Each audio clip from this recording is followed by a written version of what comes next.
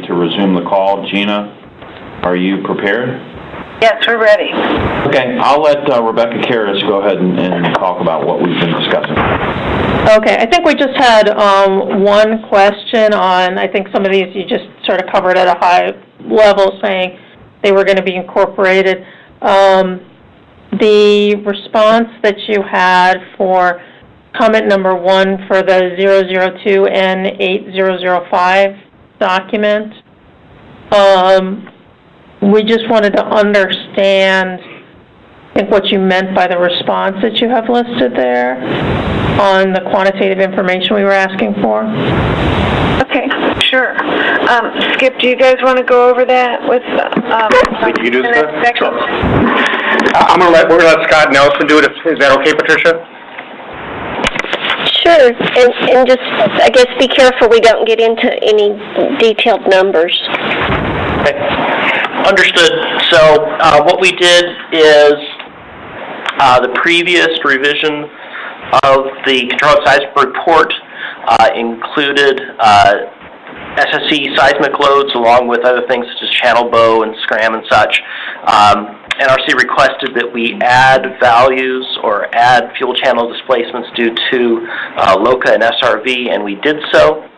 We put in conservative values, basically what we talked about during the last phone number, based on experience with the BWR 2 through 6 fleet, and actually very conservative values. We also conservatively, just arithmetically, sum the SSE channel deflections with the LOCA and the SRV channel deflections. So that's basically assuming that the peak channel deflection during that dynamic event for those three things is all occurring in the same direction at the same time, which in reality that's not likely to occur. With all that, we still demonstrate margin for the two mechanical analyses as well as the discussion of the seismic SCRAM testing, looking at the SCRAM times. So that's all been incorporated in the draft that I believe Dominion has at this point. Is that correct? I don't think we've drafted Dominion. Oh, okay, my mistake. So that's the approach, and it's basically what we talked about during the last meeting. Scott, we understand. Thank you. Then I think we understand the rest of those responses, and I think that's basically what we were looking for. I think what we wanted to talk about, because I think we understand that, you know, the response and the reference documents, you know, have undergone some significant changes. You know, at what point in time we could see it, I guess, at least a, you know, draft of that, you know, prior to May 20, whatever it is, whatever the date is. Gina, maybe you can give us an idea of you know, you mentioned May 25th. That would be essentially everything final, or are we going to see a draft before then? That's everything final, Mike, and that was our plan based on us, you know, providing the drafts to y'all, getting your comments back, and then incorporating your comments. Yeah, is there any ability to send some of that a little earlier, just so that we can, you know, make sure that everything's, I think, been interpreted the way that we understand. I think through these phone calls it has been. I mean, that would be helpful in you know, also I think to speed some of our writing and you know, help a little bit with the schedule too. Yeah, we could do that, Becky. Let me what I'll do, we have a plan and a schedule for doing all this work. I would tell you that the latest that we would get it to you would be May 3rd. But the revisions. But let me talk separately with my team. I have to sneeze. I hope I don't do this right now. Let me talk with my team, and then I'll give you a date. They'll either confirm May 3rd or I'll give you an earlier date. Okay. And then May 25th would be the all signed off final edition That's what, of the REI response, et cetera. Yeah. Okay. I just want to make sure I can tell my staff, my management today what happened. I think she's where we're on going. mute. Oh, she's... I think she muted. What about asked for a revision? That's June 30th. June 30th? No, I'm not. They went up. Gina, I'm sorry, this is Mike Udy. At NRC, we want to caucus, talk about that? No, she's... Okay, the question here, Gina, was, how are we doing with the June 30th revision date, which should be the final revision of the FSAR that would encompass, everything we need to close out the application? We're doing great.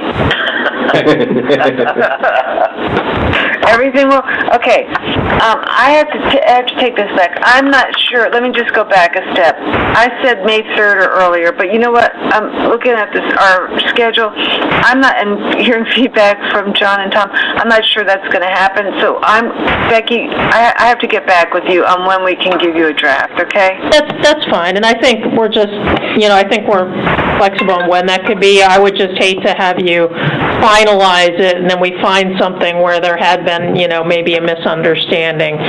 So I think, I'm just thinking in advance of the finalization with enough time for us to, sort of confirm that there aren't any showstoppers in it. I mean, would it be worthwhile having a public phone call, like a day or so after we receive the draft?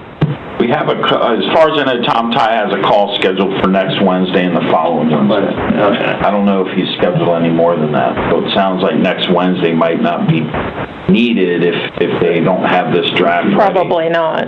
So that would be... I would say probably next Wednesday we don't need the call. So but in 2 weeks, it sounds like it depends on what time. Yeah, depends on what Dominion can do. Otherwise, it maybe need to be the 8th. Sounds like that's the earliest, whatever. Yeah. There is a call scheduled for Monday the 2nd. Oh, that's right. We don't need It's been it. posted for that. I guess Tom did. I don't know what you did. I'm out of the loop on the scheduling from here, so I think we don't know don't what- need that. But we don't need that. Oh, when's Tom get back? We just... When Tom gets back, we can figure it out. Is he out all week, or Not all this. think he would only be able to the day before the... I can go in and, I don't know if I That could was, cancel it. wasn't that was originally because we might not have been providing comments until Right. now. Yeah, I think I'll have I think it was we just, don't. I think Ronaldo just wanted to get them scheduled because you can't schedule them, 2 days before the meeting. So he wanted as a placeholder. I think that was why they were there. So if we don't need it, I don't think there's a... I don't know if we need either of those two, if we need the 2nd or the 4th. I'll have to look. Yeah. Regina, this is Mike. I'll have to look at what Tom is scheduled to see if we have to cancel anything instead of waiting the day of to cancel it. So I'll have to look at that. Gina, you and I can talk after this call about the next call schedule. Okay, Mike. Yeah, Mike, this is John. I just wanted to assert that I think we have been responsive to the staff's comments, and we are making the changes in the documents that you've requested, and provided the explanation that you were looking for. I know that there is always the anxiety that what we have done may not exactly hit the mark, but I'd like to think that we have done that, and that with the information we are submitting, this will essentially wrap up, the question and answer phase for this issue and allow your folks to complete writing their SER and make the required findings. Right, I think that was this is Becky, I think that was a secondary consideration. I was more, because I think we can, move forward with writing based on what we've seen in anticipation. It was more that if for some reason there had been some misunderstanding, then we could catch it before you finalized it. So I think if it's longer into May, I don't necessarily see that as problematic. I mean, we could certainly schedule calls for I guess there is one the 11th, maybe the 18th if we need it or something like that. I agree. I don't anticipate at this time that that we would see anything in the draft that would give us, a problem, but, I know how much work that is on the other side if you finalize it and then we find something, so. I appreciate it. I know the anxiety exists on both sides, that maybe, there might be something, but I'd like to think through all the communication we've had from face-to-face, phone calls, and the rest, e-rooms, that I think we're on target and giving you what you need. Yeah, this is Mike. I mean, this has been the smoothest meeting we've had on this issue for the last 3 months. So I think we're definitely on I'm going to tell my management that it sounds like we're on a path to success to get a response in that meets our needs. Right. And I'm just going to tell them a schedule that, May 25th is when you all are expecting to have everything written and signed off. And we're hoping within another week or two that we'll have a draft just to make sure that everything's in line, because I know they'll probably ask that question. Yeah, I mean, if you can just, I guess, let Mike know of what date you think, the draft that you would be sending would be available. I think we can work with, when that would be. I appreciate it. Thank you. Your question about the June 30th date. Yes, we are committed to meeting the June 30th date, and that's what our schedule shows, so we don't see that as being at all. And what will be in the June 30th submission is what you will have seen prior to this, either in the May 19th markup from Annis's information or in the May 25th letter that provides the revised RAI response 421 and the technical reports that are associated with it. Excellent. Do we have anything more? Wrap up? Well,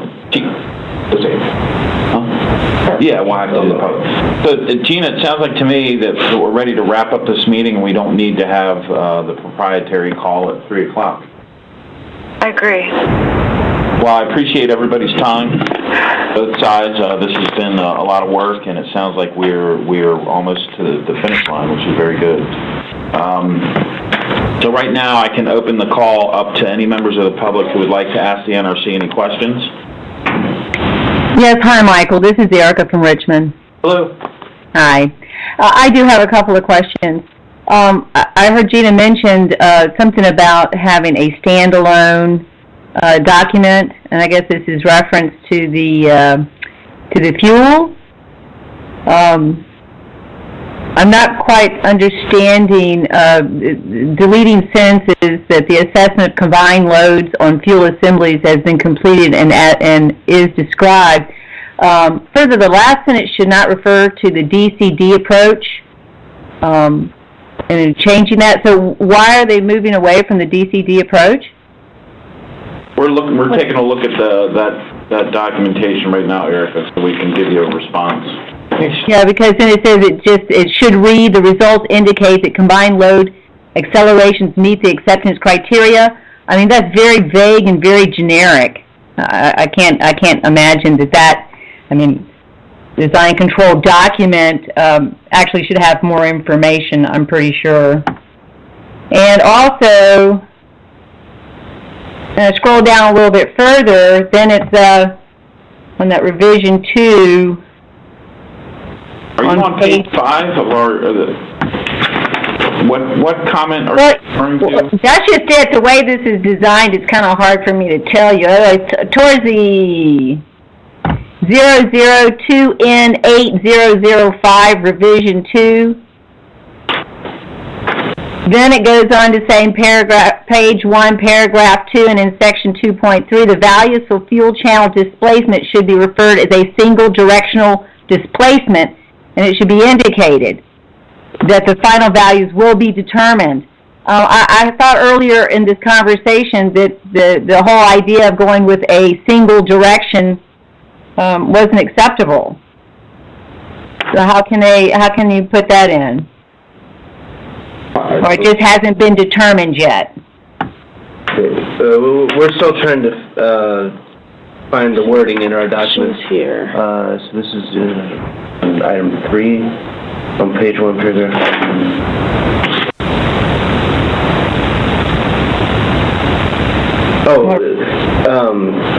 think, okay, so you're referring to the staff's comment, and I think it was number 3, in regards to 002 and 8005 Rev 2. The staff comment was referring to some wording that existed at the time that we made this comment, and we were saying that they needed to add some description that when they were saying a horizontal direction, that they were referring only to a single directional displacement. That the original wording wasn't exactly clear to us, and that we thought we knew what they meant, and that they needed description was part of more of a historical section. So, you know, they've added that comment, or added the, they incorporated that comment, and have, we haven't seen the draft yet, but they've at least verbally said that they recognized it and they have addressed it. So it really is referring to more of a historical description and adding some clarification to that. The final values will be determined at the ITAC stage, or otherwise clarify if this is not the case. Right. So the as-built values cannot be known at this point, like some of the final layout of the piping and all, and others kind of related, what we call DACs. Those will only be available once they've completed the build of the plant. So until then, they use representative numbers, and in some cases they're bounding, or what we would consider very conservative values. I can't say bounding until we know the as-built, but very conservative numbers. So it's appropriate at this time to use conservative values, and then during the ITAC closure, once they've already built the facility, they can use as-built conditions to verify that what they did before was conservative. So, but it mentioned the one directional displacement, single directional displacement. Right. I mean, I think you have to, and I don't have it in front of me, but I think we would have to go back to how the original write-up was listed, and we thought that they needed to be more clear in what they were stating. So we're trying to look it up right now, but you are correct that we are not suggesting that they use a single directional displacement. They've everything they presented today, they've gone away from that, and they have a more conservative approach, and that's what their results will be based on. Well, Gina mentioned something about 40 milliliters. 40 millimeters. What was that in reference to? I think that's a displacement value, as a blade, if I remember correctly. I'm trying to... That's for the fuel bundles, how close they can come together. And there's a 40 millimeter limit, is my understanding, and they're well under that. So part of what she was talking about was modifying an ITAC to clarify that number in the ITAC, that they will be well below I don't know if it's well below, but below the 40 millimeter limit for any type of seismic displacement on the fuel bundles themselves in the horizontal direction. And what size of quake would that make that? Pardon? What size? How much of a movement or peak ground acceleration would make it come closer than what being thought it would come close to? And I think that the values that they have are 6 millimeters. Well, something like that. I don't know. Some of the values are proprietary. Yeah, some of the... So, yeah. But addressing was the staff's concern that the original ITAC as written and proposed, I should say, did not clearly define the acceptance limit. And so she was reporting that she heard the comment and that they have made changes, and the revised draft ITAC now includes more description on the acceptance criteria. Okay, so the acceptance criteria is based on what? The acceptance criteria is the deflection, the 40 millimeters that Gina mentioned before. And that acceptance criteria is just for ensuring the control blades can be inserted.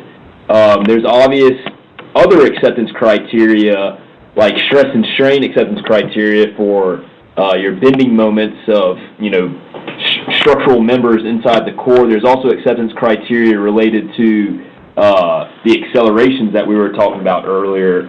So depending on what aspect of the design we're talking about, there's different acceptance criteria. And for control blade insertion during a SCRAM event, there is a certain amount of fuel channel deflection that has been shown will still allow for the control blades to be inserted in a certain amount of time. Well, I guess I kind of understand you, but I have one last question. As it goes for the beginning of this meeting, I guess it was trying to be explained on the 8 directional combinations that were being considered, the 2 horizontal accelerations at each step. So are we saying that basically you guys are only looking at 8 combinations of directions and the different accelerations? Well, I think the way of describing it might best be that the 8 directions they look in are all of the possible directions that could be looked into. Well, I guess considering if it, like it was mentioned earlier, if it all happened at one time or at the same time, is that correct? Well, the time history method. So basically what they do to determine the maximum acceleration at any point in time is there's combinations of, different directions of these accelerations, being that the total number of combinations that you could derive from this problem are 8. And so eventually what it comes down to is they take the most conservative combination, which is what we were referring to as the absolute value sum of each one of these directional acceleration components. We just had a misunderstanding as to what the 8 directional combinations were, and they clarified that. Okay, so we don't get to see that as it goes for the public, only you guys. It's in a proprietary report, then, but sometimes they have both. It's in a proprietary. That is. There seems to be a lot of proprietary information going around on these meetings, especially recently. Well, the technical reviews tend to be proprietary because the public meetings could, of course, have Westinghouse or Areva as well as anyone else call in. So GE does not want to have their competitors listening in on specific test results and other things. Well, no, but I mean, I think the public would probably like to know what y'all took for the 8 directions and the amount of stress or however you want to put it on it. I mean, some numbers or something. I mean, otherwise it's kind of like it's just a statement. You're taking 8 directional combinations, and we have no idea what 8 combinations you guys are taking. I didn't have that. Well, I guess that's what it is. It's not really a public call. I did want to mention, by the way, that hopefully y'all will look into it. But we had a 2.0 5 miles from North Anna last week, and in an article it was stated that it was so minor that it wasn't even detected 5 miles from North Anna nuclear power plant. So if we're not picking up a 2.0 5 miles from the plant, someone needs to go out there and check the seismometers and see what's going on. As well as there's been multiple earthquakes, a whole swarm down in North Carolina, and we just had one in Kentucky. And so, the East Coast right now is having minor quakes. So I suggest that that maybe someone over there with North Anna goes and checks to see if their seismic, which is supposed to be new ones, are working. I can't speak to the North Anna 1 and 2. No, you can't, but Gina and them that work at Dominion can please follow through on that. That'd be good. Well, part of the public portion is for you to talk to NRC, not directly discuss with the applicant, so your comment is noted. Sounds like. Were there any Is there other... anybody else from the public on the phone call? Okay, well, sounds like we're done. So that ends today's call. We appreciate everybody's participation.